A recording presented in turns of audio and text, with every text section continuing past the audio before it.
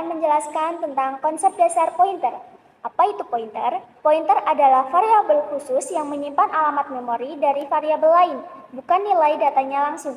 Bayangkan, pointer seperti alamat rumah, sedangkan variabel biasa adalah rumah itu sendiri. Mengapa sih pointer itu penting? Yang pertama, efisiensi memori.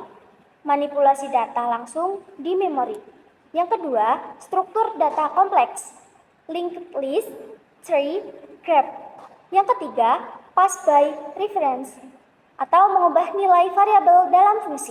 Dan bagian aku adalah menjelaskan tentang deklarasi dan inisialisasi pointer. Aku jelasin dengan cara yang sederhana biar gampang kebayang. Pertama, kita mulai dari deklarasi pointer.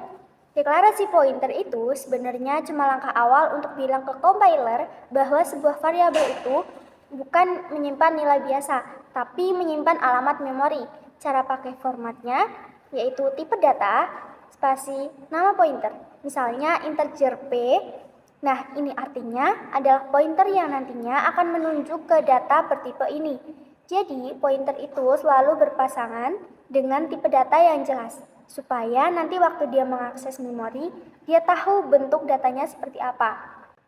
Nah, setelah itu masuk ke bagian inisialisasi pointer, yaitu memberi pointer tujuan atau alamat yang mau dia tunjuk. Pointer yang baru dideklarasikan itu masih kosong, jadi kita perlu ngasih dia alamat variabel. Contohnya, integer x sama dengan 20, integer p sama dengan nx. Tanda nx itu maksudnya ini alamat tempat variabel x disimpan.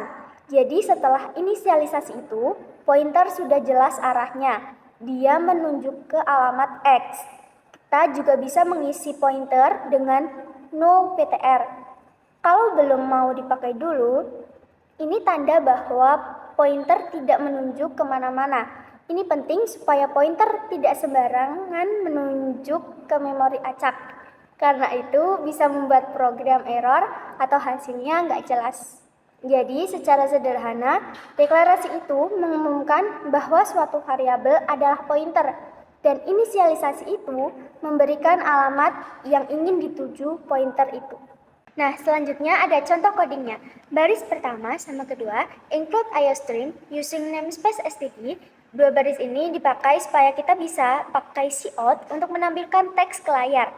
Baris selanjutnya ada integer angka sama dengan 30. Ini variabel biasa bernama angka dengan nilai 30. Selain punya nilai, variabel juga punya alamat memori tempat data yaitu disimpan. Baris selanjutnya, integer ptr. Baris ini membuat sebuah pointer yaitu variabel yang tugasnya menyimpan alamat dari variabel bertipe ini. Baris selanjutnya ada ptr dan angka. Di sini, pointer kita isi dengan alamatnya variabel angka. Jadi, sekarang pointer merujuk ke lokasi tempat angka disimpan. Baris selanjutnya, cout kurang dari nilai angka, kurang dari angka, kurang dari indl. Menampilkan nilai asli variabel angka yaitu 30. Baris selanjutnya, cout kurang dari angka, kurang dari dan angka, kurang dari indl, menampilkan alamat memori tempat angka berada. Alamat ini biasanya berupa angka hexadesimal panjang. Baris selanjutnya, cout kurang dari isi ptr, alamat angka kurang dari ptr kurang dari indl. Menampilkan isi dari pointer, karena pointer tadi kita isi dengan n angka. Hasilnya akan sama seperti baris sebelumnya. Baris selanjutnya, cout kurang dari isi yang ditunjuk ptr, kurang dari ptr kurang dari indl. ptr disebut difference, artinya kita mengambil nilai yang ada di alamat yang ditunjuk pointer. Karena pointer menunjuk angka, hasilnya juga 30. Baris selanjutnya, return 0. Ini tanda bahwa program selesai berjalan dengan normal. Singkatnya, n angka itu alamatnya, ptr menyimpan alamat, dan bintang ptr nilai di alamat tersebut. Selanjutnya ada operasi pada pointer. Dibagi menjadi 3, yaitu pertama operasi assignment atau penugasan, kedua operasi aritmatika pointer, ketiga operasi perbandingan pointer. pada contoh codingan yang pertama, yaitu include IOStream. Ini mengaktifkan fitur input atau output supaya cout bisa digunakan. int angka sama dengan 5. Membuat variabel bernama angka dengan nilai 5. Variabel hanya punya nilai yang sering terlupakan. Variabel juga punya alamat memori. int pointer. Artinya, pointer ini hanya boleh menunjuk ke variabel bernilai integer dan angka adalah alamat memori dari variabel angka. Jadi, pointer sekarang menyimpan alamat itu. Bagian output, cout nilai angka. Nilai angka menampilkan nilai normal, yaitu 5. Cout alamat angka, menampilkan alamat memori angka. Nilainya berbeda di setiap komputer. Cout isi pointer. Yang ditampilkan adalah alamat yang disimpan pointer. Harus sama dengan dan angka. Kalau tidak sama, berarti pointer tidak menunjuk ke variabel yang benar. Bintang pointer disebut dereference. Ini artinya, apa nilai yang ada di alamat yang ditunjuk pointer? Jawabannya tetap 5. Baik, selanjutnya codingan kedua, operasi aritmatika pointer. Jadi, int data 3 sama dengan 10, 20, 30. Ini array berisi 3 angka. Dalam memori ini, tiganya tersusun berurutan. int ptr sama dengan data. Data secara default berubah menjadi alamat elemen pertama, yaitu data 0. Jadi, pointer sekarang menuju ke ptr data 0 sama dengan 10. Cout ptr 10. ptr artinya nilai di alamat yang ditunjuk pointer. ptr++. Pointer maju ke elemen berikutnya secara logis. ptr data 1 sama dengan 20. ptr++ lagi. Pointer maju lagi. Pointer ke data 2 sama dengan 30. ptr minus-minus. Pointer mundur satu langkah. ptr data 1 sama dengan 20. Baik, selanjutnya yang ketiga ada operasi perbandingan pointer. Pointer diset. P1 sama dengan alamat elemen pertama. P2 sama dengan alamat elemen kedua. P3 juga menuju ke alamat elemen pertama, sama seperti P1. P1 sama dengan P2 yaitu false atau tidak benar. Karena alamat elemen ke-0 dan elemen ke-1 berbeda. P1 sama dengan P3 true atau benar. Karena keduanya menunjuk ke alamat yang sama. P1 lebih dari P2 true atau benar.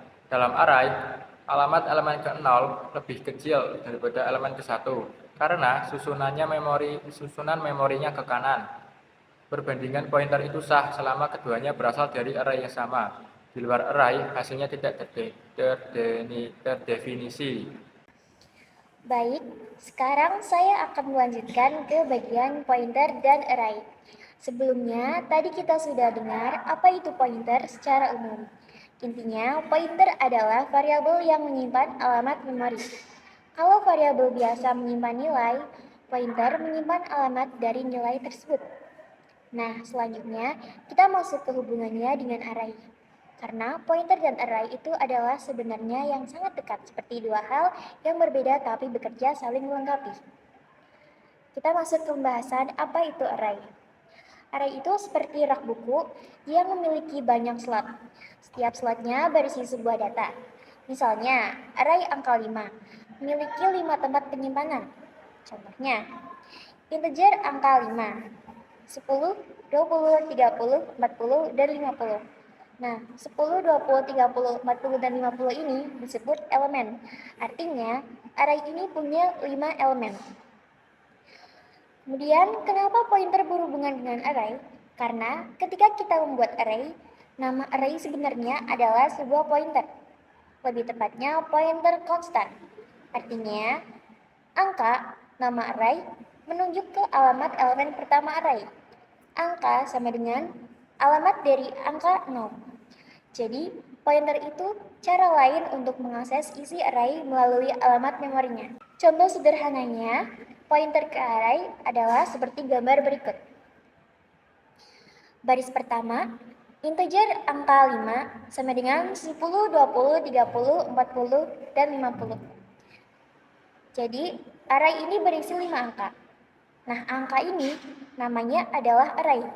Komputer membuat 5 slot memori berurutan. Kalau baris ini tidak ada, maka pointer tidak bisa menunjuk apapun. Kemudian baris kedua, int bintang p angka. Membuat pointer itu bernama p, dan p ini mengambil alamat elemen pertama array. Mengapa bisa begitu? Karena nama array otomatis menjadi alamat elemen pertama. Kalau ditulis secara konsep, angka itu alamat angka 0, sehingga P sama dengan angka. Angka itu adalah P menunjuk ke 10 atau nilai ke 10. Kalau baris ini hilang, berarti nanti kita tidak bisa mengakses array melalui pointer. Kemudian kita masuk pembahasan cara mengakses elemen array lewat pointer. Berikut gambarnya. Penjelasannya yaitu P menunjuk ke elemen pertama, yaitu 10. Dan bintang P ini artinya ambil nilai dari alamat itu. P plus 1. P plus 1 artinya pindah ke elemen kedua array, karena array disimpan bersebelahan. Lalu, untuk mengambil nilainya, P plus 2. Maju 2 langkah. Elemen ketiga yaitu 30. Kalau tanda bintang dihilangkan, komputer hanya menampilkan alamat, bukan nilainya. Sekarang, saya jelaskan. Untuk baris yang pertama, diawali dengan include a stream dan using namespace std. Ini digunakan supaya kita bisa memakai cout untuk menampilkan output. Kemudian baris selanjutnya, integer angka 5 sama dengan 10, 20, 30, 40, dan 50. Ini membuat array 5 elemen yang tersimpan berurutan di memori, yaitu nilai 10 sebagai indeks ke 0, nilai 20 sebagai indeks pertama, nilai 30 sebagai indeks kedua, nilai 40 sebagai indeks ketiga, dan nilai 50 sebagai indeks keempat. Kemudian di baris selanjutnya, integer bintang P sama dengan angka. Ini untuk membuat pointer P, dan P ini menerima alamat array. Jadi, P sekarang menunjuk ke nilai 10 atau elemen pertama. Kemudian kita cout mengakses array menggunakan pointer n-line. Kemudian di sini kita masuk ke bagian perulangan, yaitu for integer i sama dengan 0, i kurang dari 5, i plus plus. Jadi kita mulai dari i sama dengan 0. Loop atau perulangan dimulai dari 0, menunjuk ke elemen pertama array. I kurang dari 5. Kenapa 5? Karena array yang dicontohkan di sini mempunyai 5 elemen dengan indeks 0 sampai 4. Jika lebih dari itu, pointer keluar dari batas array dan hasil yang tidak terduga. Kemudian i plus plus. Setiap looping selesai, nilai i bertambah 1. Jadi, putaran pertama i itu sama dengan 0. Putaran kedua i sama dengan 1. Putaran ketiga i sama dengan 2. Putaran keempat i sama dengan 3. Dan putaran kelima i sama dengan 4. Setelah i menjadi 5, loop akan berhenti. Kemudian cout elemen ke kurang dari i terus p plus 1 n-line. Putaran pertama i sama dengan 0. P plus 0 tetap menjadi elemen 0. Dan P plus 0 nilainya 10. Outputnya elemen ke 0 yaitu 10. Kemudian putaran kedua, I sama dengan 1. P plus 1 pindah ke elemen 1. Kemudian P plus 1 nilai 20. Outputnya elemen pertama yaitu ke 20. Lanjut seterusnya sampai elemen kedua elemen kedua yaitu nilainya 30, elemen ketiga yaitu nilainya 40, dan elemen keempat nilainya 50 sampai i menjadi 5. Lalu loop berhenti dan program selesai. Nah, di sini kenapa pointer dan array itu penting? Karena pointer membuat akses data ini menjadi lebih cepat, menghemat memori ketika kita tidak perlu menyalin data. Dan pointer adalah dasar struktur data penting seperti linked list, tree, dan graph. Dalam sains data, Pointer juga membantu mengolah dataset besar secara efisien. Jadi, memahami pointer dan array akan sangat membantu di materi pemrograman selanjutnya.